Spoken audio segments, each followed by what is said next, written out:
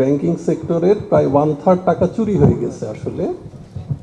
আর এই 35% 36% এনপিএল দিয়ে আমাদের যাত্রা শুরু।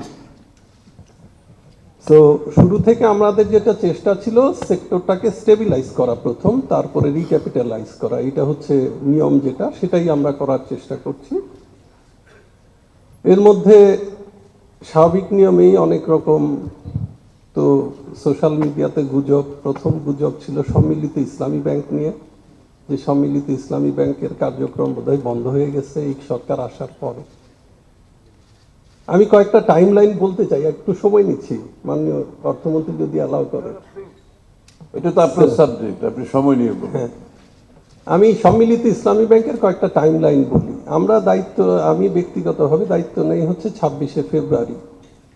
আর আসার পরে আমি দেখতে পাই যে আমাদের সম্মিলিত ইসলামী ব্যাংকের চেয়ারম্যান উনি রিজাইন করেছেন কিছুদিন পরে, এবং যাকে এমডি হিসাবে সিলেক্ট করা হয়েছে উনি অপারগতা প্রকাশ করেন।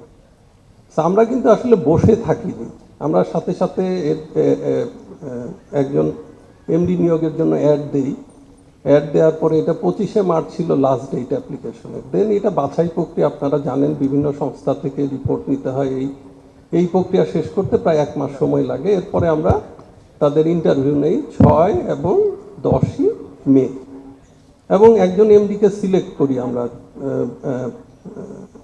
12 বা 13 তারিখের দিকে। দেন আমরা এটা আবার একটা মাননীয় অর্থমন্ত্রীর সভাপতিত্বে একটা কমিটি আছে, সেখানে অ্যাপ্রুভাল করতে হয়, পরবর্তীতে এটা মাননীয় প্রধানমন্ত্রীর অ্যাপ্রুভাল করতে হয়। এই প্রক্রিয়াগুলো আমরা শেষ করতে করতে মের শেষে আমাদের এই প্রক্রিয়াটা শেষ হয়। একইভাবে আমাদের যে সম্মিলিত ইসলামী ব্যাংকের বোর্ডও গঠন প্রক্রিয়া করতে কিছু সময় লাগে, এবং ইসলামী ব্যাংক সম্মিলিত ইসলামী ব্যাংকের বোর্ডের আমরা আসার পরে যে সভা, যিনি চেয়ারম্যান যাকে নিয়োগ দেওয়া হয়, উনি গত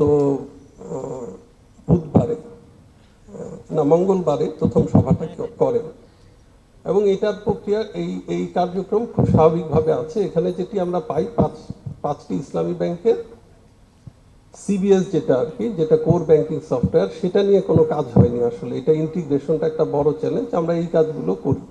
সো আমরা ভিতরে বিআরডি আমাদের ডিপার্টমেন্ট যেটা, ওরা এই কাজগুলো এগিয়ে রাখে, এবং আপনার আগামী কয়েক সপ্তাহের মধ্যে দেখতে পারবেন যে এর কার্যক্রম কিভাবে দ্রুততার সাথে ইনশাল্লাহ আগায়।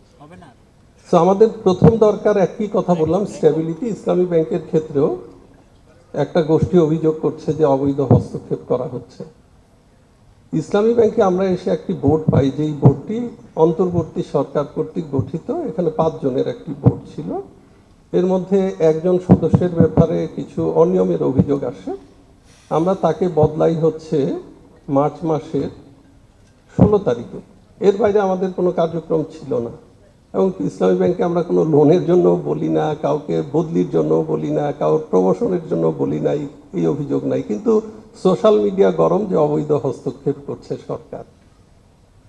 সো এখন যেটা হয়েছে যে আমাদের ঈদের আগের দিন সকাল থেকে দেখলাম স্লোগান হচ্ছে যে চেয়ারম্যানের পদত্যাগ চাচ্ছে, তৎকালীন যিনি চেয়ারম্যান ছিলেন উনি বিকালে পদত্যাগ করেন। সো স্বাভাবিকভাবে এখানে যেহেতু 5 জনের বোর্ড আর একটা সিস্টেমিক ব্যাংকে আসলে বোর্ড এই মিনিমাম 5 জন ছাড়া এটা চলবে না। তো আমাদের তাৎক্ষণিক একটা নিয়োগ দিতে হয় খুব অল্প সময়ের মধ্যে, যেটা আমাদের কাছে অপ্রত্যাশিত ছিল। অল্প সময়ে আমরা নিয়োগ দিই। এরপর থেকে দেখলাম যে এর অস্থির করার একটা প্রচেষ্টা আছে। সো আমরা আশা করছি যে বাংলাদেশ ব্যাংকে আমাদের কিছু নিয়ম কানুন আছে, কিছু টুলস আছে, সেই টুলসগুলো আমরা প্রয়োগ করব আগামী কয়েকদিনের মধ্যেই। এটাতে আমার মনে হয় না যে যারা আমানতকারী তাদের কোনো অসুবিধা হবে। তারা তাদের আমানত যে কোনো সময় ফ্রিলি তুলতে পারবেন, এটাতে কোনো সমস্যা নেই। কয়েকটি তথ্য দিয়ে রাখি আমি।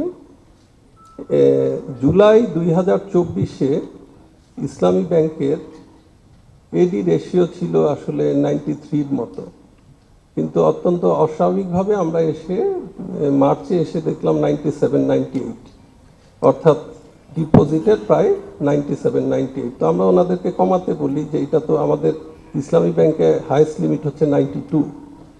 সো এইটা তো স্বাভাবিক, আমাদের স্ট্যাবিলিটির জন্য বলতে হয়, কিন্তু এটা না কমে এখন এটা প্রায় 98-এর মতো আছে। সো আমার মনে হয় না যে ইসলামী ব্যাংক নিয়ে কোনো সমস্যা হবে সামনে, কারণ অ্যাজ পার রুলস আমরা যেটা হয়, এবং আমি মনে করি ইসলামী ব্যাংকের ম্যানেজমেন্ট সেই কাজগুলো করছেন এবং করবেন, এবং ইসলামী ব্যাংকের বোর্ডও আমার ধারণা এই ব্যাপারে সজাগ আছেন, তারা কাজ করবেন। আর আমাদের কাছে যেই সাপোর্টগুলো দিতে হয়, ইমার্জেন্সি লিকুইডিটি সাপোর্ট, সেগুলো আমরা দিব। ফলে এটা নিয়ে আমার মনে হয় না খুব একটা সমস্যা আছে। যেটা সার্বিকভাবে সবাইকে বুঝতে হবে যে আমাদের প্রায় 1/3 ডিপোজিট চুরি হয়ে গেছে। তো এইরকম একটা ব্যাংকিং সিস্টেমকে স্ট্যাবিলাইজ করতে সবাইকে ধৈর্য ধরতে হবে, এবং আমি সমস্ত জনগণের সহযোগিতা চাই, ডিপোজিটারের সহযোগিতা চাই।